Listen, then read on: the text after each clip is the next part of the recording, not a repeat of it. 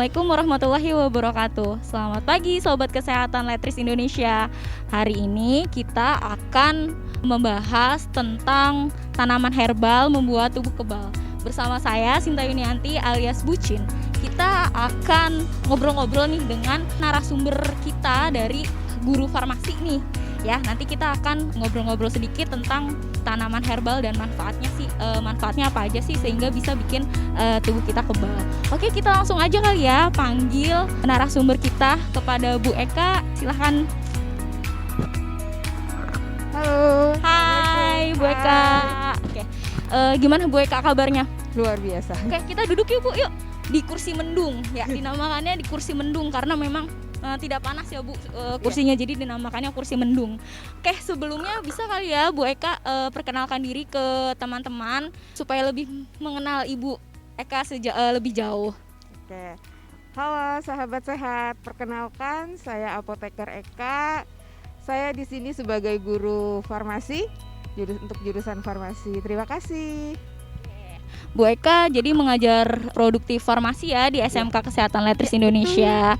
Oke, Bu Eka, tema kita hari ini tuh adalah tanaman herbal membuat tubuh kebal. Sebenarnya apa sih Bu tanaman herbal itu? Tanaman herbal itu merupakan tanaman yang memiliki nilai jual, nilai tambah ya di bidang kesehatan secara biologis dan sudah digunakan secara turun-temurun dalam kesehatan. Oke, berarti tanaman herbal itu tanaman asli Indonesia gitu Bu? Ya, bisa dibilang seperti itu. Oke, jadi tanaman herbal itu biasanya lebih cenderung banyak kita temukan di Indonesia ya Bu ya. Iya. Banyak banget loh tanaman-tanaman herbal yang dibudidayakan di Indonesia. Oke Bu, kalau saya boleh tanya-tanya nih lebih jauh, kira-kira tanaman herbal yang banyak kita temukan itu contohnya apa sih Bu? Contohnya itu ada yang lagi in sekarang ya. Iya. Itu ada empon-empon ya atau rimpang-rimpangan. Kalau di farmasi namanya rizoma. Kayak bumbu dapur kayak ada jahe, kunyit dan lain-lain sebagainya, serai gitu. Oke, berarti bumbu-bumbu dapur nih yang ibu-ibu kalian punya di rumah itu bisa loh dimanfaatkan sebagai tanaman herbal ya Bu Eka ya? Iya. Kayak misalnya tadi jahe, serai, atau misalnya mungkin kunyit dan rimpang-rimpangan tadi ya Bu Eka ya? Iya. Jadi ibu-ibu kalian di rumah pasti punya nih tanaman herbal ini. Yuk kita kupas manfaatnya. Manfaatnya kira-kira apa sih nih Bu? Manfaatnya banyak ya, mulai dari untuk menjaga sampai dengan menyembuhkan penyakit. Gitu. Tergantung khasiat yang dimiliki dari si tanaman tadi, seperti itu, kandungan dan khasiatnya gitu. Emang kandungan apa Bu nih yang di dalam jahe tersebut atau serai tersebut yang bisa meringankan penyakitnya itu? Dalam jahe atau serai itu ada vitamin yang pasti, kemudian mengandung karbohidrat, protein, minyak atsiri pun ada. Gitu.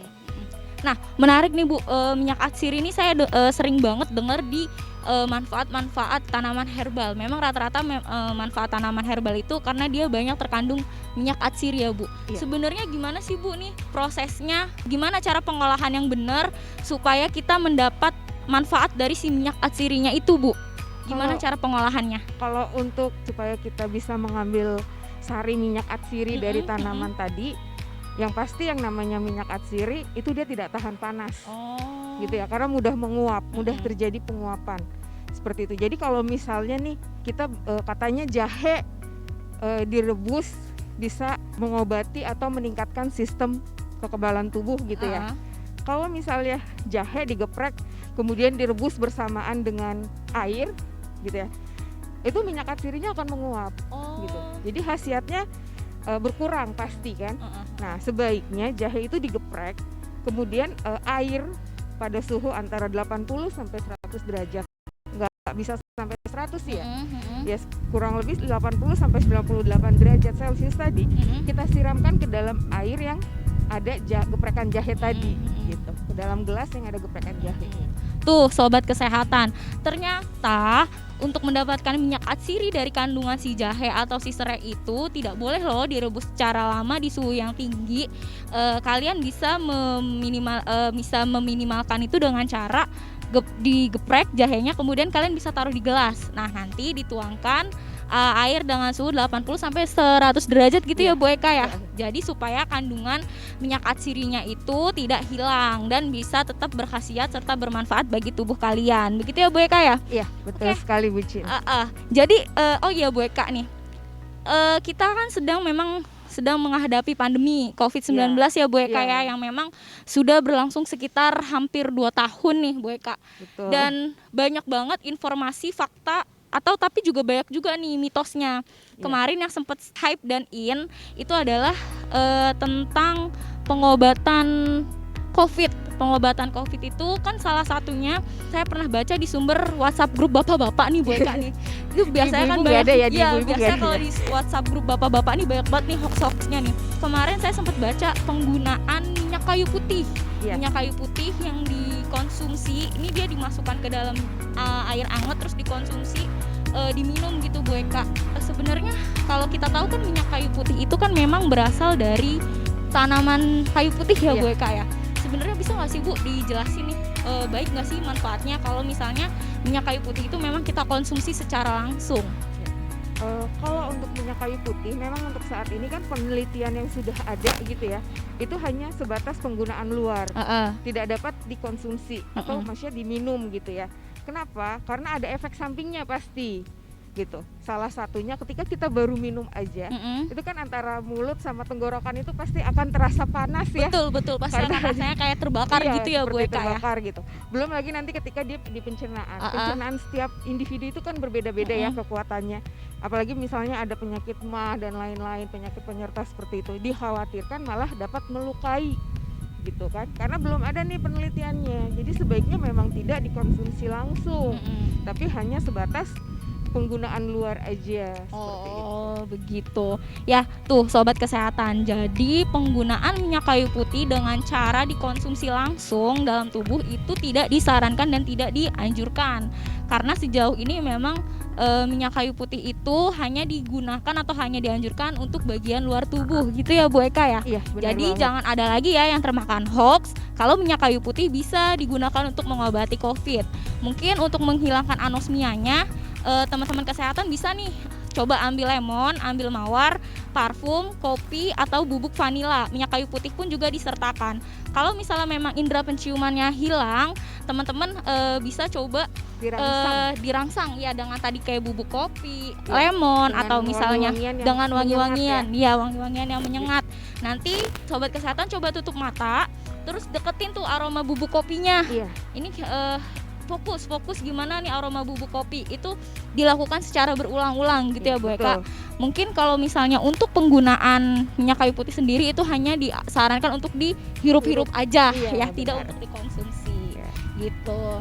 Oke Bu Eka, satu lagi nih, kira-kira kalau di SMK Kesehatan Letris ini ada nggak sih Bu tanaman-tanaman herbal atau misalnya ekskul yang menunjang tanaman herbal itu? Oh ya baik. Alhamdulillah nih ya, kita sama pemilik yayasan nih, Pak Leo, telah memberikan lahan untuk keluarga besar SMK Letris dan SMK Kesehatan Letris memiliki yang namanya toga, tanaman obat keluarga. Jadi di situ memang nantinya diurus oleh teman-teman atau adik-adik kita ya, anak-anak didik kita dalam mempelajari tanaman herbal yang umum ada gitu ya. Kayak misalnya saat ini di toga kita itu ada temu putih gitu, kemudian ada betadin, jahe, kunyit, kemudian sirih yang banyak manfaatnya, jeruk, lemon, seperti itu. Wah, ternyata banyak juga nih tanaman-tanaman yang terdapat di SMK Kesehatan Letris Indonesia maupun di SMK Letris Indonesia yang bisa dibudidayakan menjadi tanaman toga ya Ibu ya. Selanjutnya untuk adik-adik yang mungkin ingin ikut ekstrakurikuler.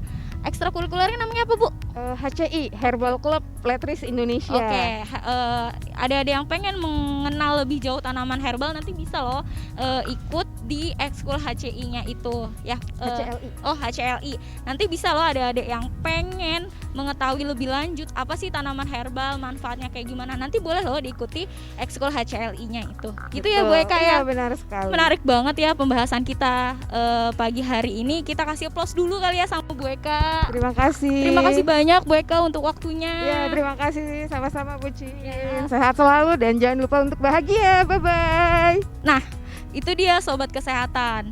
Pembahasan menarik kita tentang tanaman herbal membuat tubuh kebal.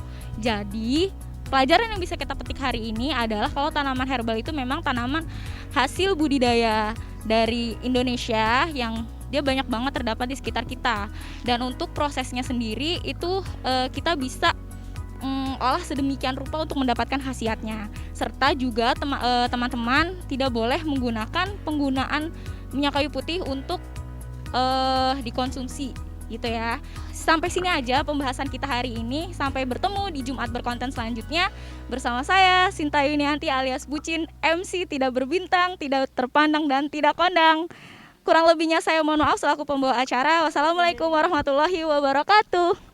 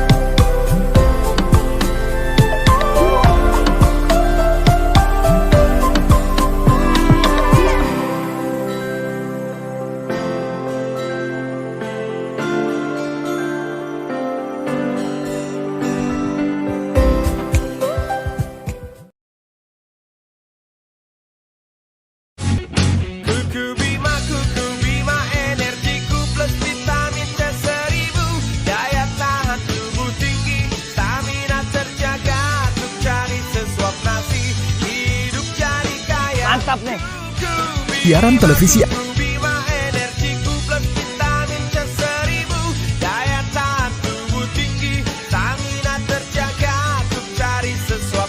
Kuku Bima Energi Plus Vitamin C1000. Roso. Siaran televisi analog akan berakhir masa pemakaiannya pada akhir tahun 2022. Seluruh masyarakat diharuskan bermigrasi ke siaran televisi digital. Bagi Anda yang belum memiliki TV digital, jangan khawatir. Cukup lengkapi TV analog Anda dengan set-top box dan nikmati siaran TV yang lebih jernih, bersih, serta bebas gangguan. Ayo beralih ke siaran televisi digital sekarang.